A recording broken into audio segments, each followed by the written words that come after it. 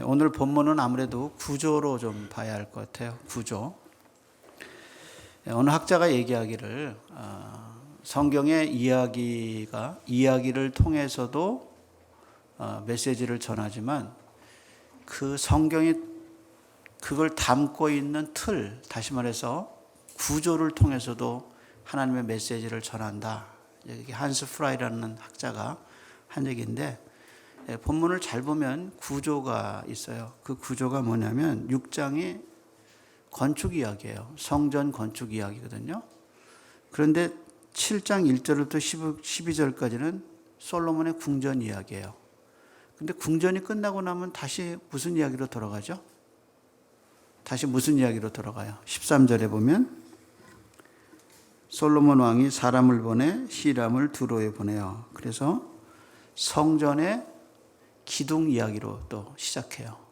그리고 이제 성전의 기구들, 그 이야기가 이제 13절부터 7장 마지막 절까지 나오는 것을 봐요. 그럼 이제 이렇게 구조로 보면 솔로몬 왕궁의 이야기는 성전 건축 이야기 속에 들어가 있는 걸 알 수 있어요. 그러니까 성전 짓는 이야기, 그다음에 왕궁을 짓는 이야기, 다시 성전 짓는 이야기, 이렇게 돼서 왕궁을 짓는 이야기가 성전을 짓는 이야기 속에 들어가 있는 듯한 느낌을 우리에게 주고 있죠. 그리고 성전 건축을 보면 왕궁 건축이 더 길죠. 얼마나 더 길어요? 2배가 더 길어요. 우선 6장 끝절 한번 보세요. 솔로몬이 몇 년 동안 성전을 건축했어요?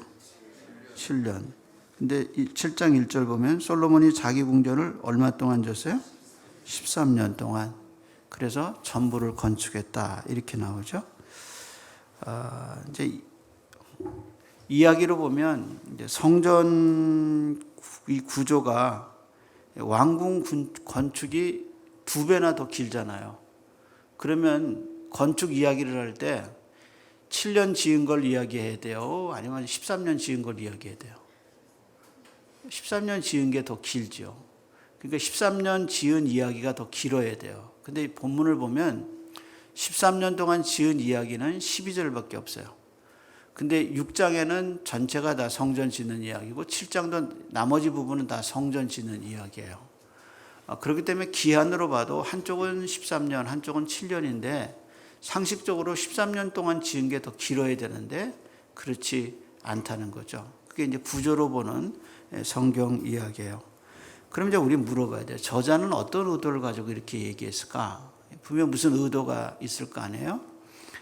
이런 추론이 가능해요. 첫째는 부정적 의미인데 독자들이 이걸 보면서 야, 어떻게 이렇게 할 수 있을까? 솔로몬이 지 왕궁을 짓는 데는 13년, 그 다음에 성전을 짓는 데는 7년.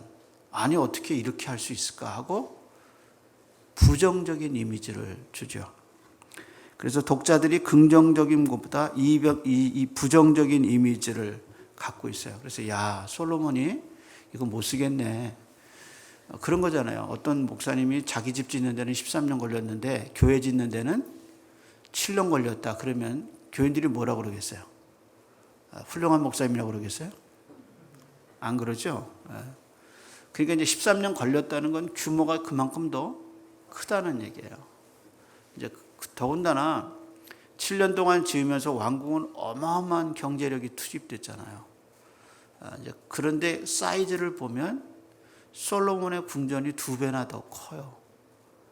이제 이런 모순을 가지고 있으면서 이 구조를 통해서 독자들에게 야, 이거 솔로몬이 이렇게 하면 안 되는데 하는 부정적인 이미지를 주죠.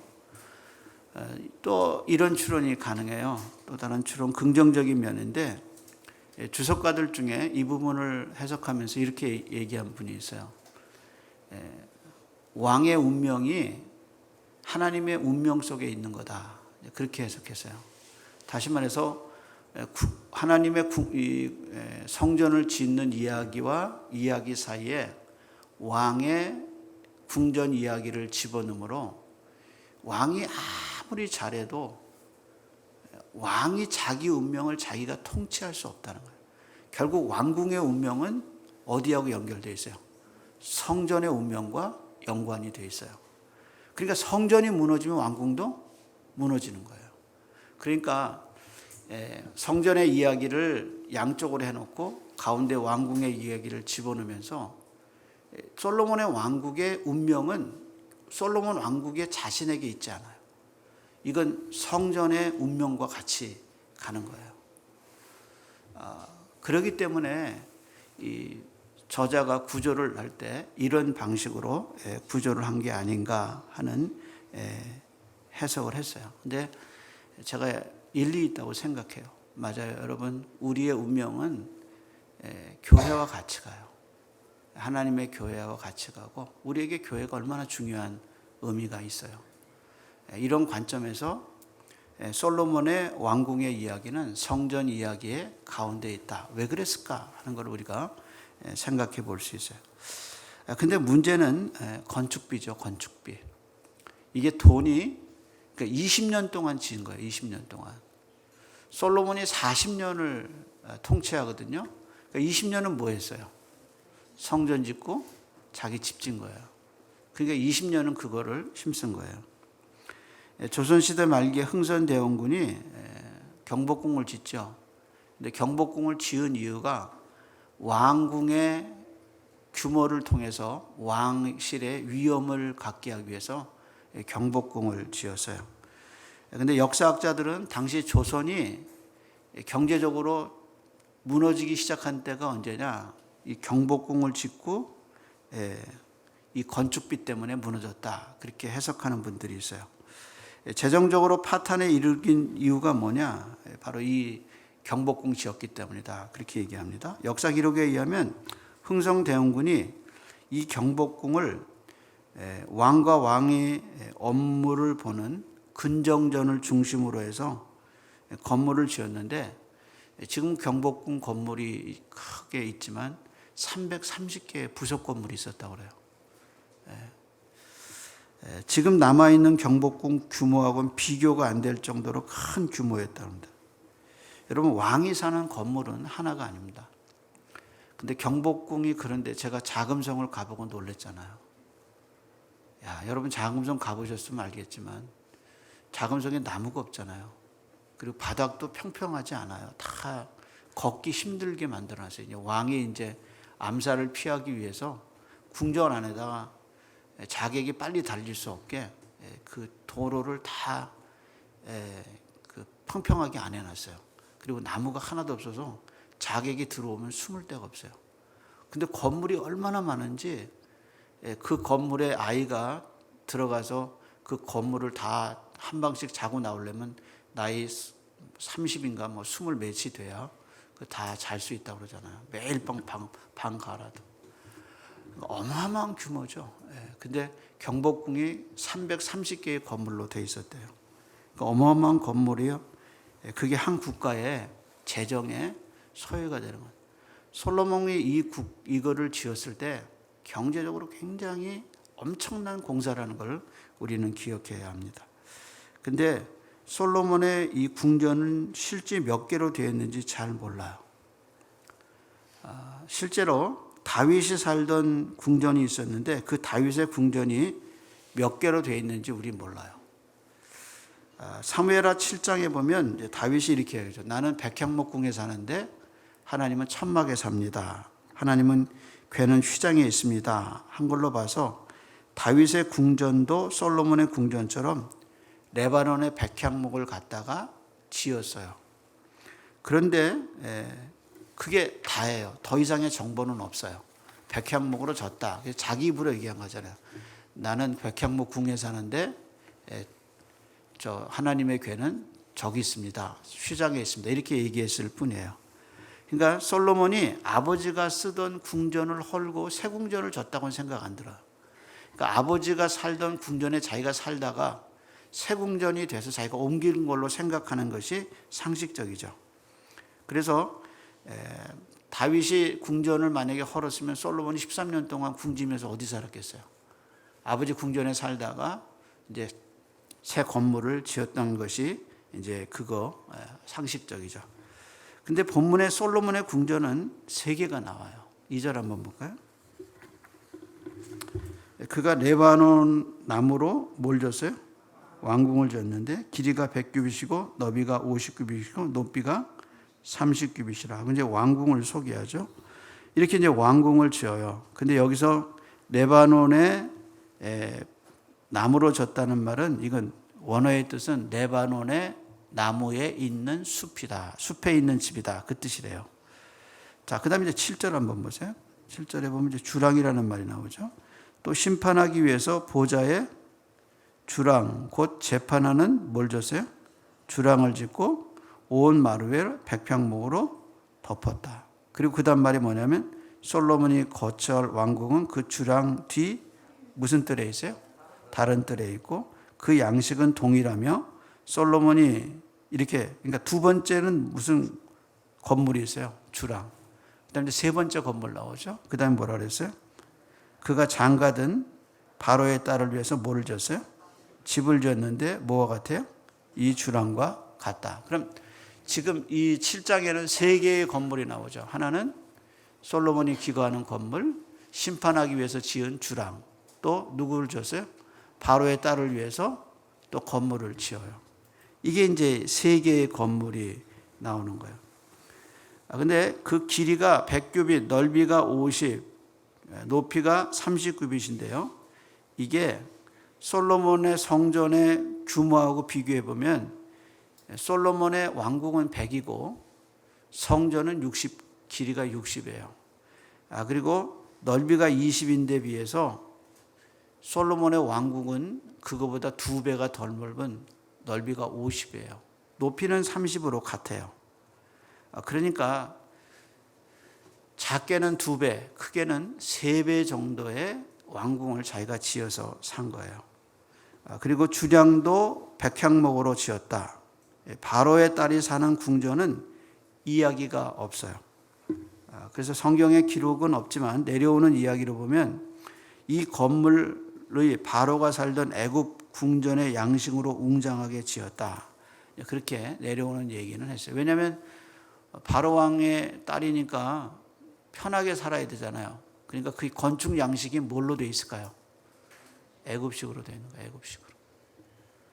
그게 특징이에요. 여러분 이제 중국에 가보면 중국 왕이 후궁들을 얻으면서 그 후궁들을 위해서 건축했는데 그 건축이 중국식이 아니에요. 그 나라 풍습을 따라서 궁전을 져요. 그것이 이제 베이징에 가면 볼 수 있는 거예요. 똑같은 양식입니다. 그래서 솔로몬이 바로의 딸을 위해서 지은 이 궁전은 철저하게 애굽식으로 지은 거예요. 그렇게 이제 여겨지죠. 그래서 학자들에 의하면 사울이 다스리던 시대에 이스라엘 안에 도시가 400개가 있었답니다. 근데 사울은 다윗에 비교해서 비교가 안 되죠. 다윗 시대는 더 컸어요. 그래서 다윗과 솔로몬을 비교해 보면 또 누가 시대가 더 강성했느냐? 솔로몬 시대가 더 강성했어요. 이 말은 국가가 급속적으로 성장하면서 시골은 더 이상 시골이 아니고 도시는 작은 도시가 아니라 이제 도시는 더 많이 확장되면서 도시가 이제 엄청나게 커진 거예요. 그래서 이제 예루살렘이 엄청나게 이제 성장하기 시작한 거죠. 뭐 팽창하기 시작한 거예요. 그래서 이스라엘 왕 중에 제일 건축을 많이 한 왕이 누구냐? 솔로몬 왕입니다. 그래서 성경에 사무엘서, 사무엘상, 사무엘하, 그다음에 열왕기상, 열왕기하, 역대상, 역대하, 이것이 이제 왕궁의 왕정 시대인데 역대하에 보면 가장 많은 도시를 건축하는 이야기가 솔로몬 시대라고 우리에게 얘기해 주고 있는 걸 봅니다. 여러분, 한국이 서울이 엄청나게 커졌잖아요. 저 90년대 말 떠났다가 2007년인가 제가 들어왔는데 모르겠어요. 지금도 어떤 도시는 제가 가면 모르겠어요. 너무 컸어요. 제가 서울에서 살았는데 커도 너무 커요. 그래서 당황해요. 야, 이거 어떻게 이렇게 커졌나? 여러분 가까운 의정부만 가보세요. 모르겠어요. 그렇잖아요. 그러니까 이게 뭐냐면 국가가 팽창하면서 그 국가의 팽창이 뭘로 나타나냐? 건축으로 나타나는 거예요. 건축.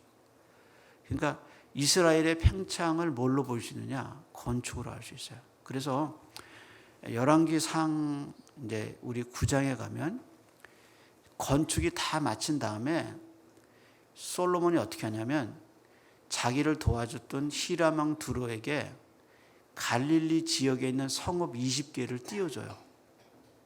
근데 20개를 띄워줬는데 그 성읍 20개를 받은 두로왕 히람이 그 땅을 쳐다보고 뭐라고 얘기하냐면 가불이다 그렇게 해서 우리는 미리 갑을 받는다 그러잖아요. 그 이름을 가불이다 그랬어요. 근데 가불이라는 뜻이 뭐냐면 황폐한 땅이다 그 뜻이에요. 그러니까 두로왕 히람이 그 땅을 마음에 들지 않았어요. 그래서 나중에 보면 그걸 돌려줘요. 그런데 여기서 우리는 알 수 있는 게 뭐냐면 성경이 말하는 계속적인 정신은 뭐냐면 땅은 하나님 거예요. 근데 그 땅을 떼어서 이방인에게 주는 거는 하나님의 권위를 침범하는 거예요.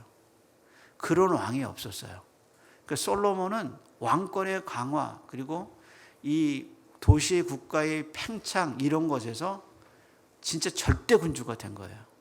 그래서 두로 왕에게 성읍 20개를 띄워줬는데 그것이 하나님의 주권을 사실은 하나님 기뻐하시지 않는 일을 한 거예요. 그래서 솔로몬의 왕 중에서 이런 걸 처음으로 결정하는 걸 보면서 우리는 솔로몬의 왕국의 이야기를 알 수 있어요. 그러면서 이제 솔로몬이 9장 15절 한번 가볼까요? 이 성전을 짓고 왕궁을 짓고 난 다음에 지은 도시 숫자가 나와요. 15절입니다. 9장 15절입니다.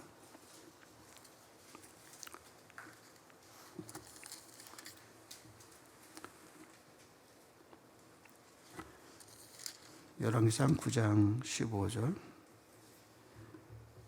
솔로몬 왕이 역군을 일으킨 까닭은 이러하니 여호와의 성전과 그다음에 자기 왕궁과 그다음에 이제 왕궁을 지은 다음에 제일 먼저 지은 게 뭐예요?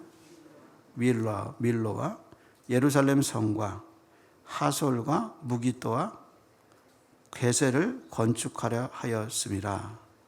자, 쭉 나오는데 왕궁을 지은 다음에 뭘 줬어요? 왕궁을 지은 다음에 지은 도시가 어디예요? 밀로예요. 밀로. 거기 한번 들어보세요. 이 밀로가 참 재미있는 도시예요. 솔로몬이 이렇게 건축에 열중할 때 자기 왕국을 짓고 제일 먼저 이 계획적으로 짓는 거잖아요. 성전 짓고 왕궁 짓고 그다음에 이제 어디를 지어야 될까? 이제 다음 타켓을 밀로로 정한 거예요. 그래서 밀로를 아주 중요한 건축의 대상으로 보고 졌는데 이제 성전도 이제 갈릴리 땅도 20개를 두로 왕 히람에게 내주잖아요. 이것이 이제 19장에 나오는 이야기인데 밀로를 타겟했는데 밀로에서 어떤 일이 있었냐면 열왕기상 11장에 보면 솔로몬이 하나님을 떠난 것이 이제 11장에 완전히 드러나거든요. 그때 선지자 아히야를 보내서 밀로성을 짓는 주도적인 역할을 한 사람이 누구냐면 여로보암이에요. 그 여로보암에게 선지자 이 아히야가 자기 옷을 찢으면서 조각 10개를 내서 그 사람한테 줘요. 그러면서 하나님이 이 나라를 10개로 찢어가지고 너한테 10지파를 주고 솔로몬에게는 2지파를 줄 거다 하고 예언한 자리가 어디냐? 그 자리가 밀로예요. 밀로. 하나님이 이렇게 심판하신 이유가 뭐냐? 이제 그들이 나를 버리고 그 다음 절에 뭐냐면 시돈 사람 여신 다롯과 모압한 신 그모스와 암몬 자손의 신인 그 다음 말이 뭐냐면 밀곰을 경배하였습니다. 그렇게 얘기했어요. 그러니까 솔로몬이 20년 만에 성전과 궁전을 짓고 제일 먼저 밀로를 지었는데 그 밀로가 우상을 섬기는 도시가 된 거예요. 그것이 이제 밀로에 갖고 있는 비밀이에요. 그래서 이 성전을 지은 사람은 도시를 짓고 나면 그 도시를 우상에게 드려요. 우상에게. 네.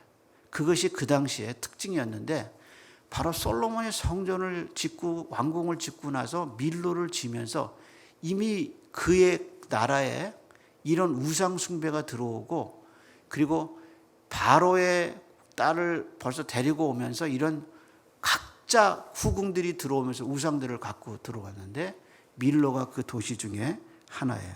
그래서 예레미야 11장에 보면 이렇게 얘기했어요. 유다야, 내 신들이 내 성읍의 수여와 같다. 그렇게 얘기해요. 이것이 이제 예레미야가 이제 책망한 이스라엘의 모습인데 이렇게 얘기해요. 내 도시의 숫자와 네가 섬기는 우상의 숫자가 같다. 그렇게 책망하신 거예요. 그러니까 이건 성읍을 우상에게 드린 겁니다. 그래서 하나님이 이 밀로를 지은 여로보암에게 이 나라를 넘기셔요. 그리고 솔로몬의 아들 르호보암과 여로보암이 이제 이때 갈라져요. 그 결정적인 역할을 하게 된 도시가 어디냐? 밀로였어요. 밀로. 그것이 이 건축이 갖고 있는 의미입니다. 여러분 우리 복음서에 보면 예수님이 도시에 들어오지 않는 그래서 광야에서 시험 당하셔요. 그리고 도시에 들어가지 않고 이제 우리 마가복음에서도 보지만 빈들에 자주 계셔요. 빈들에. 그리고 예수님이 예루살렘에게 살려하시지 않았어요. 그래서 시브리서에 보면 예수님의 죽음을 가르쳐서 얘기하면서 이렇게 얘기하죠. 예수님이 성문 밖에서 죽었다. 그래서 실제 골고다는 예루살렘 성 안에 있는 게 아니라 성문 밖에 있어요. 그래서 시브리 저자가 우리에게 이렇게 해줘. 우리 다 성문 밖으로 나가자. 그렇게 얘기해요. 실제로 예수님이 죽으신 골고다도 도시 밖에 있어요. 여러분 인간이 지은 도시는 속죄를 필요로 해요. 인간이 지은 도시는 속죄를 필요로 해요. 그래서 마치 유월절 어린 양의 피가 그 집안을 속하듯이 그 도시는 속죄를 필요로 해요. 속죄. 그래서 계시록에 보면 하나님이 계속 하신 얘기가 뭐냐면 너희는 그 도시에서 죄 짓지 말고 어서 그 도시로 나와라 이렇게 얘기해서 실제 바벨론을 가르쳐서 그 바벨론에 머물지 말고 나와라. 근데 그 바벨론이 실제로는 로마죠. 그것이 이제 계시록의 이야기입니다. 여러분 솔로몬의 궁전이 아무리 좋으면 뭐예요? 그렇잖아요? 하나님이 안 계신데. 다 무너지고 다 심판받을 궁전이 도시가 아무리 화려하면 뭐예요? 다 불타고 심판받을 도시가 될 거라는 거예요. 그래서 새로운 예루살렘이 내려올 때까지 이 땅의 모든 도시를 뭐라고 불렀느냐? 장망성이라고 불렀다. 장망성. 장차 망할 성이다. 이게 존 버년의 얘기죠. 여러분 이 땅의 도시는 다 무너집니다. 언제? 예수님 재림하실 때. 처음 하늘과 처음 땅이 다 마치 벽지를 찢는 것처럼 다 사라진다 그랬어요. 그리고 새 예루살렘이 하늘로부터 내려온다 그랬어요. 따라 우리가 이 땅을 살면서 진짜 건축해야 될 게 뭘까? 우리가 이 땅을 살면서 정말 힘써야 할 것이 무엇일까? 교회가 정말 힘써야 할 것이 뭘까? 난 건축은 아니라고 생각해. 우리가 살아가면서 우리가 정말로 힘써야 할 게 뭔가? 정말 한 160평 아파트, 빌라. 그게 우리의 목적은 아니지 않습니까? 정말 우리가 어디에 힘쓰고 살아야 할 것인가? 그리고 우리의 자녀들에게 뭐를 힘써야 할 것인가를 가르쳐줄 그 진짜는 무엇일까 하는 생각을 하죠. 여러분 이 땅에 너무 정들지 마세요. 이 땅에 너무 투자하지 마세요. 정말 우리가 기다리는 건 이 땅이 아니라 새 예루살렘입니다. 그래서 솔로몬의 성전, 솔로몬의 왕궁, 밀로 지금 흔적도 없어요. 하나님이 이 땅에 마지막 오실 때 그리스도와 함께 이 땅에 우리의 심판의 주로 이 땅에 오실 때 정말 모든 것은 불타지만 남는 게 뭘까? 그래서 하나님이 기뻐하시는 삶은 솔로몬의 삶이 아닙니다. 화려해 보이고 웅장해 보이는 그 삶이 아니라 불타지 않을 하나님의 사람들로 살아가는 저와 여러분 되기를 소원합니다. 기도하겠습니다.